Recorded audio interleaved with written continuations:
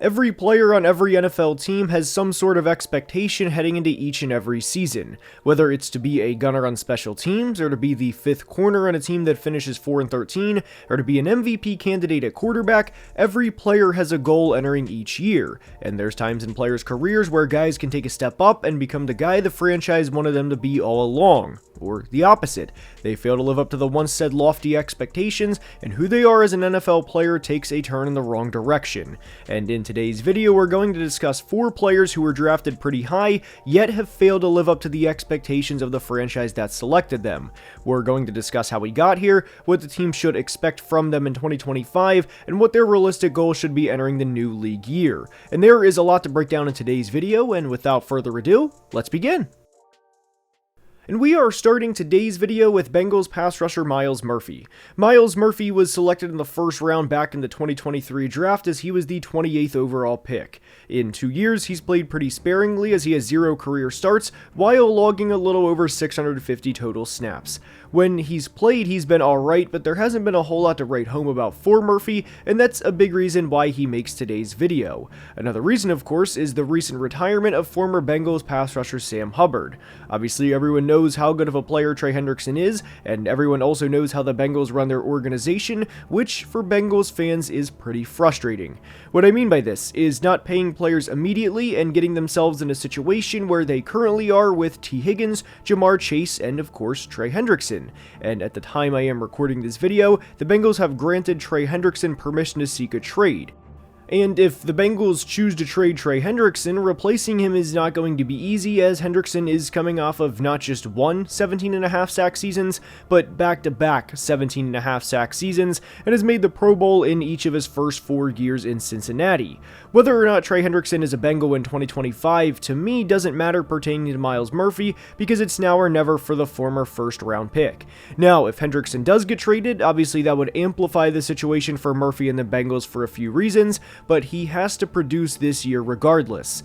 Hendrickson had 83 pressures in 2024, which was tied with Myles Garrett for, you guessed it, first in the NFL. After Hendrickson, the second leader in pressures for the Bengals in 2024 was BJ Hill with 32, and then after that in order, it was Joseph Ossai with 31, Myles Murphy with 20, and Sam Hubbard with 18 to round out the top 5. So needless to say, it was Trey Hendrickson carrying the Bengals defense in 2024, which would be an extreme understatement. And after Hendrickson's 17.5 sacks, the leading sack getters for the Bengals were Ossai with 5, BJ Hill and Chris Jenkins each with 3, and Sam Hubbard with 2 to round out the top 5. When it is put like this, I think it's pretty simple that the Bengals should pay Trey Hendrickson, but somebody else needs to step up in Cincinnati, and I think it's Myles Murphy's time. Unfortunately, Murphy did not have a sack in 2024, but he had 20 pressures on 215 pass rushing snaps, and actually had the second highest pass rush win rate on the team.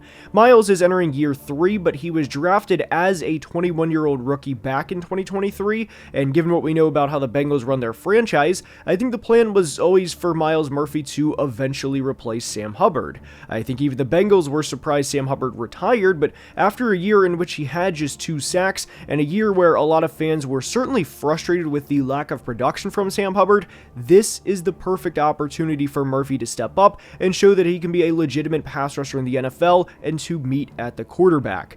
I wouldn't expect too much from a stat sheet standpoint, but if Myles can generate 45 pressures as a regular starter and have 5 to 7 sacks in 2025, then there's something to work with and something to build on. Myles has only played a little over 650 career snaps, and we haven't seen him play on a down-by-down basis like other former first-round picks. If he were to receive 450 pass rushing snaps in 2025, then he would have registered 41 pressures based on his performance last year. And for reference, 33 players registered 450 or more pass rushing snaps in 2024. The plan was for Myles to be a rotational guy early on and to eventually develop into a starter, and 2025 will be Myles Murphy's big chance. Next up is Panthers receiver Xavier Legette, and I'll be honest, Legette is the only player from the 2024 draft class in today's video, but he makes today's video for a couple of reasons. The biggest one, of course, is drops. He had 8 drops in 2024, which had him tied for 9th in the NFL, and that's not good considering he finished 47th in targets last year, and also finished 73rd in receiving yards. Now, I liked Legette a lot as a prospect, as I thought he would be a gadget player early on with a guy that could run a lot of drag routes, screen routes, quick slants, any way to get the football in his hands, and a guy that could potentially develop. He had a really good final year with South Carolina in 2023, and there were flashes during his rookie season in 2024. And that's one of the biggest things that has to continue in 2025, is those flashes have to turn into consistent games where he has 50 or 60 or 70 yards repeatedly, rather than just have one 60-yard game in his entire rookie year, which was against the Bengals. And as we know, the Bengals defense last year was not good. And the biggest thing with Xavier entering 2025 is to have the chemistry between him and Bryce Young continue. One of the biggest reasons as to why Xavier is in today's video isn't because I think he's going to be a draft bust or anything like that. I do think Xavier could be an 800 or 900 yard receiver consistently, and I do like the idea of both him and Bryce Young growing together over the next few years. And I think it's definitely worth noting that Xavier led the 2024 Panthers in both targets and receptions. However, it is also worth noting that Adam Thielen missed several games, and he finished a single reception behind Xavier. But one of the biggest reasons why Xavier's in today's video is because receivers in today's era are replaceable. And I know a lot of NFL fans, and specifically Panthers fans, are not fans of David Tepper, and I get it. I'm not condoning anything he's done at NFL games, but one thing that I will say about David Tepper is he's not afraid to spend money to improve his football team and to improve his product. And we saw that last year in free agency as they went out and signed Robert Hunt and Damian Lewis, and they spent over $150 million on the trenches to try and help Bryce Young entering year 2, and it paid off, especially down the backstretch of the 2024 season. So if Xavier Legette, as a former first-round pick, does not produce in 2025, then I would expect the Panthers to try and go get a receiver either in free agency or trade prior to the 2026 season, assuming Bryce Young has a relatively good 2025 season. Xavier would still be on the roster entering the 2026 season, of course, and I'm not questioning that part, but receivers in today's era are not that hard to come by. Every offseason or two, there's a big receiver that gets traded, and we recently saw DK Metcalf get moved for a second-round pick and some change. Now, the receivers being hard to get in today's era do not necessarily apply to the guys like Justin Jefferson or Jamar Chase, and they are on a completely different level. But if a team needs to upgrade their receiving core, like the Steelers did by bringing in DK Metcalf, those guys are not that hard to come by, and a lot of the time all you have to do is give up a day 2 pick and then pay the player. So if Xavier Legette does not produce in 2025 and have a 60 reception, 750 or 800 yard year, then I wouldn't be surprised at all if the Panthers try and go get somebody like George Pickens or another player that would need to get paid relatively soon, and that's why Xavier Legette makes today's video, for it being a now or never year for him in 2025. The trajectory of Xavier Legette's career will largely be based off of 2025, fair or not, and that's ultimately why we put him in today's video. Next up is tight end Michael Mayer. Michael Mayer was a highly regarded prospect coming out of Notre Dame in the 2023 draft and was selected at number 36 overall by the Raiders. Mayer had a little over 300 yards in his rookie season and had just 2 touchdowns, and I was a little underwhelmed with Michael Mayer in his rookie year because I thought he was a guy that could come in and have 500 or 600 yards from the start. From a sheer numbers perspective, not a playstyle perspective, I thought he could have the impact of a Pat Freiermuth who had 60 receptions in each of the first 2 years of his career. But he didn't.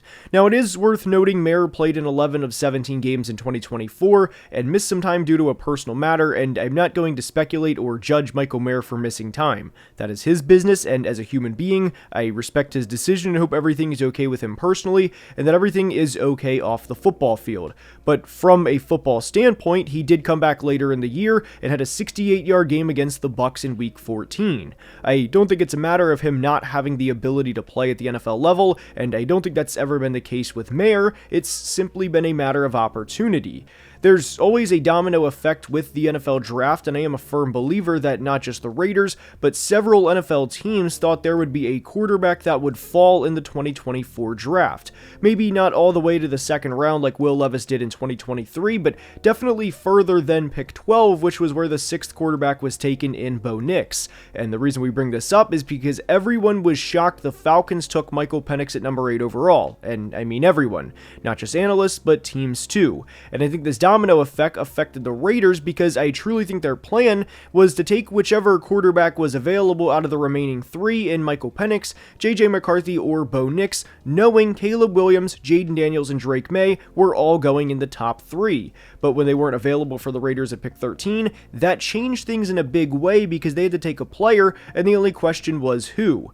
The best tight end prospect since Kyle Pitts was available at pick 13 in Brock Bowers, and that's ultimately who the Raiders selected, which of course affected Michael Mayer.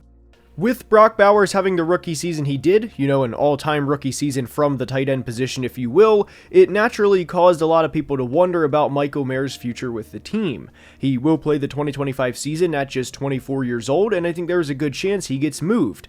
And I also think this is a golden opportunity for a team like the Eagles to trade for Mayer, knowing Dallas Goedert is 30 years old, and knowing he will eventually need replaced.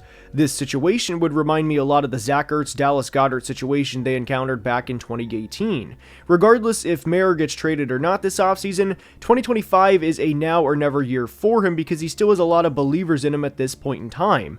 But if he plays 14 or more games this year and has another stat line of something around 25 receptions for 250 yards and 2 touchdowns, similar to what he had in his rookie year, then he's going to be in the draft disappointment bucket and have to fight that label for the rest of his career. I still believe in Michael Mayer, and I'm wishing him the best in 2025 and beyond. Anthony Richardson of the Colts is up, and it's not a surprise as to why he's in today's video. Less than 2 years ago, he was taken number 4 overall, and he was the third quarterback selected in his class, behind Bryce Young and CJ Stroud, of course. Now, he's only played in 15 of 34 possible career games, but when Richardson's out there, it is very much home run or strikeout. And for reference, he completed less than 50% of his passes in 2024, and that would be a problem 20 years ago, let alone in today's era where there's a lot more analytics and it's a lot more advanced and players are more efficient than they have ever been. And have a quarterback complete less than half of the passes you throw in today's era is a problem, to say the least. The hope heading into 2024 was, from what we saw in 2023, that he would be able to build on that and that the flashes would become more consistent, but unfortunately they were still that in his second season, just flashes.